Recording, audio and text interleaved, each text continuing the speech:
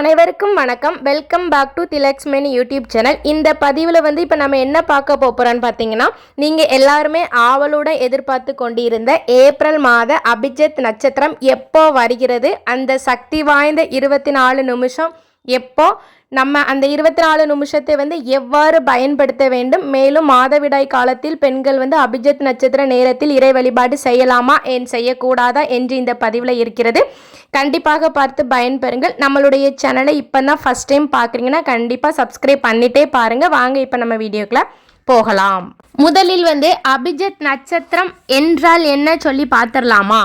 அபிஜித் நட்சத்திரங்கிறது மாதத்தில் இருமுறையோ அல்லது ஒரு முறையோ வருங்க. அது அந்த நேரம் பார்த்தீங்கன்னா கரெக்டாக 24 நிமிஷம் தாங்க இருக்கும். அந்த 24 நிமிஷத்தில் நம்ம எந்த ஒரு வேண்டுதல் வைத்து இறை வழிபாடு செய்தாலும் அப்படியே நிறைவேறும் என்று சொல்லப்படுகிறது.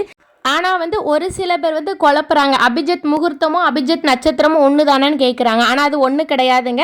அபிஜித் முகூர்த்தம் தினம்தோறும் வருங்க. நேரம் பார்த்தீங்கன்னா காலை 11 மணி 45 நிமிஷத்துலேருந்து 12 மணி 15 நிமிஷம் வரைக்கும் இருக்குங்க. இதுதாங்க அபிஜித் முகூர்த்தம். ஆனால் அபிஜித் நட்சத்திரம் மாதத்தில் இருமுறையோ ஒரு முறையோ தான் வரும். ஆனால் கரெக்டாக 24 நிமிஷம் மட்டும்தாங்க இருக்கும். இப்போ எல்லாருக்கும் தெளிவாக புரிஞ்சிருக்கும்னு நினைக்கிறேன். சரி, இப்போ நம்மளுடைய வேண்டுதல்களை வேண்டியபடியே நிறைவேற்றி தரக்கூடிய சக்தி வாய்ந்த அபிஜித் நட்சத்திர நேரம் ஏப்ரல் மாதத்தில் எப்போ வருதுன்னு சொல்லி பார்த்துடலாமா? ஏப்ரல் 11ஆம் தேதி சனிக்கிழமை, தமிழுக்கு பார்த்தீங்கன்னா பங்குனி 28ஆம் தேதி வருகிறதுங்க.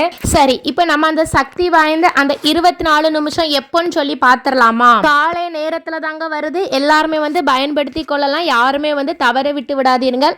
ஏப்ரல் 11ஆம் தேதி காலை 11 மணி 1 நிமிஷத்துக்கு தொடங்கி 11 மணி 25 நிமிஷம் வரைக்கும் இருக்குங்க. திரும்பவும் ஒருக்கா சொல்கிறேன். ஏப்ரல் 11ஆம் தேதி காலை 11 மணி 1 நிமிஷத்துக்கு தொடங்கி 11 மணி 25 நிமிஷம் வரைக்கும் இருக்குங்க. எல்லாருமே நோட் பண்ணி வச்சுக்கோங்க, யாருமே மறந்துடாதீங்க. ரொம்பவே சக்தி வாய்ந்த 24 நிமிஷங்க. சரி, இப்போ நம்ம அந்த சக்தி வாய்ந்த 24 நிமிஷத்தை எப்படி பயன்படுத்தணும் என்று பார்த்துடலாமா? அதுவும் இந்த தடவை சனிக்கிழமையில வருதுங்க. லீவு நாளில் தான் வருது. அதுவும் காலையில் தான் வருது. அதனால் எல்லாருமே பயன்படுத்திக்கலாம். யாருமே தவற விட்டுறாதீங்க. உங்கள் வீட்டு பூஜை அறையில் கிருஷ்ணர் பகவான் படம் இல்லைன்னா பெருமாள் படத்திற்கு முன்னாடி 2 நெய் தீபங்கள் ஏற்றி உங்களுடைய கோரிக்கைகள், அதாவது ஏதாவது ஒரு கோரிக்கையை மட்டும் வைத்து அந்த 24 நிமிஷமும் இறை வழிபாடு செய்யுங்கள்.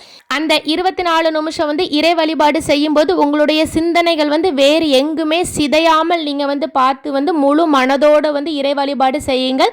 ஏதாவது ஒரு கோரிக்கையை மட்டும் வைங்க. திரும்பவும் சொல்கிறேன், கண்டிப்பாக அது நிறைவேறுங்க. நிறைவேறிய பின்பு அடுத்த அபிஜித் நட்சத்திர நேரம் வரக்கூடிய நாளில் நீங்கள் அடுத்த கோரிக்கையை வைத்து நீங்கள் வழிபாடு செய்யுங்க. நிச்சயமாக உங்களுடைய கோரிக்கைகள் நிறைவேறுங்க.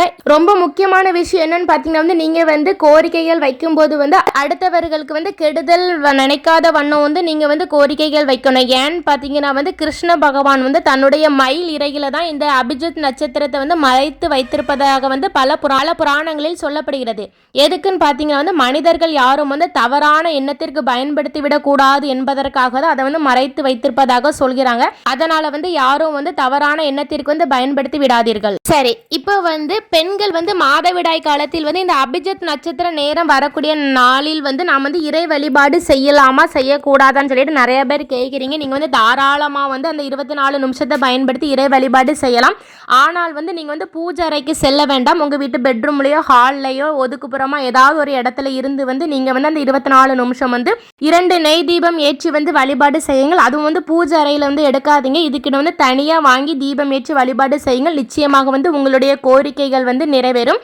அபிஜித் நட்சத்திரத்துக்கும் இந்த பெண்களுடைய மாதவிடாய் காலத்திற்கும் எந்த விதமான சம்பந்தமுமே கிடையாது. அதனால் தாராளமாக இறை வழிபாடு செய்யலாம்.